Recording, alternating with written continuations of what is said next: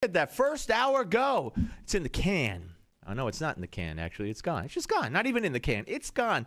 Welcome back to the Steve Malzberg Show. 877 Newsmax is the number if you want to participate, as Mike from New Jersey did in the previous segment.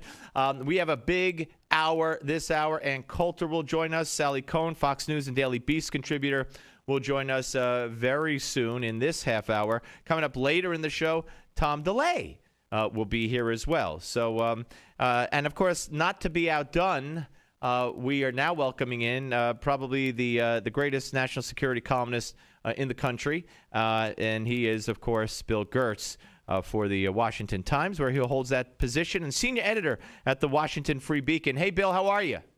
Hi, good to be on the program. Well, always good to talk to you, my friend. Okay, so there's a lot I want to get to. I want to start with we have these talks, or at least the talks that were going on between the United States, several other countries, and Iran.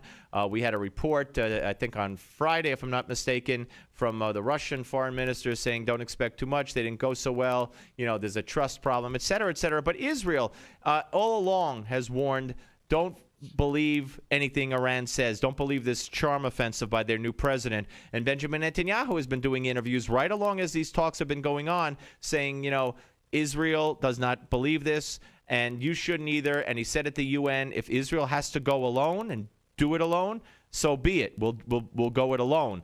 And I understand from what you wrote last week at the Washington Times that the U.S. is keeping an eye on Israel, so to speak, to see if they might be ready to launch an attack.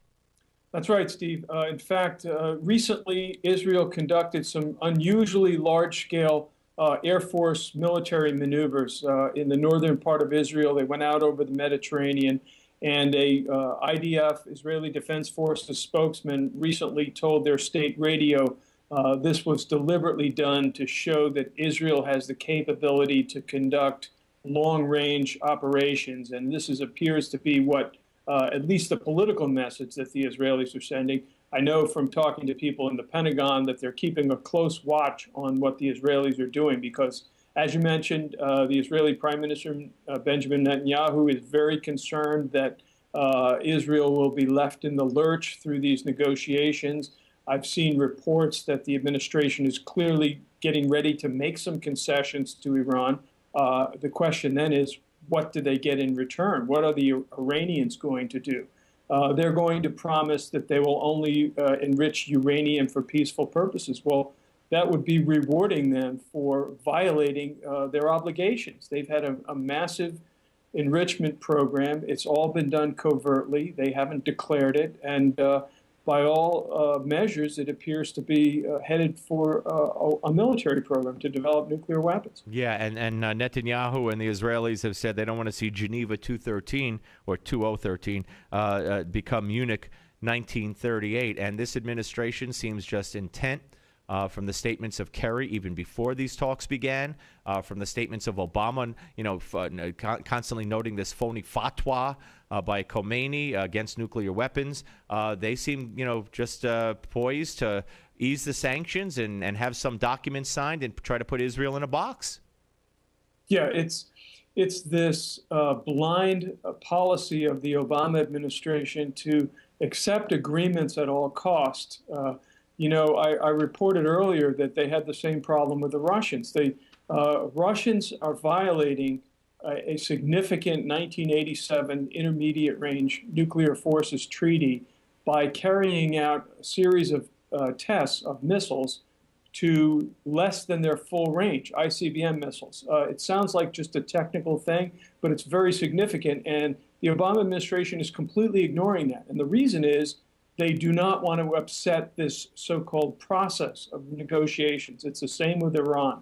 It's all about the process, getting results that can be verified and complied with by the Iranians.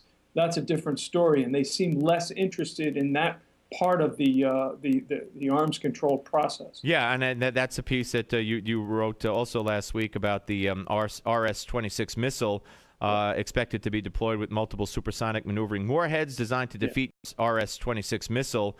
expected to be deployed with multiple supersonic maneuvering warheads designed to defeat, is basically turning a blind eye because our good friends, the Russians, are facilitating these talks with Iran so we could get beaten there. And we've already been beaten by the Russians in regards to Syria. So we need the Russians to keep getting beaten. Well, they're getting ready for a summit now in Europe. They're looking at Syria. It's the same deal with Syria. We made some preliminary agreement to get them to dismantle their chemical weapons in the middle of a sectarian civil war. I can tell you, I can predict fairly well that that's not going to go well at all. Yeah. And one more for you here, Bill, and that is that the Iranian military, and this is from the Washington Free Beacon today, has given over to the Russian army a copy of a downed U.S. drone that was captured and disassembled by Iranian authorities back in 2012. But no surprise there that they would do that, but now we know about it. Yes, there's a lot of intelligence cooperation between Iran and Russia. And again, this is all the sub rosa part of the relationship that the Russians don't like to talk about. I'm surprised that there was this report in Iran that they had actually given drone technology to the Russians. It's certainly a troubling development in that part of the world as well. Troubling development. That seems to sum up our foreign policy. And this president, who's been aching for a breakfast with the Ayatollah or the president of Iran since before he was president in 2008, may just do that one day. Bill, I thank you very much for taking time with us, sir. Sure. Thanks for having me on. Take care. My pleasure. Bill Gertz, national security columnist for the Washington Times, senior editor at the Washington Free Beacon, joining us today to talk about these really, you can't keep up with the insanity of this administration domestically, foreign matters, foreign policy, whatever. When we come back, speaking of that, we'll have disagreements, I'm sure, with Sally Cohn, Fox News and Daily Beast contributor, as we'll talk about Obamacare, which she not only loves, but dare I say she adores it, and more on the Steve Malzberg Show on Newsmax TV and radio.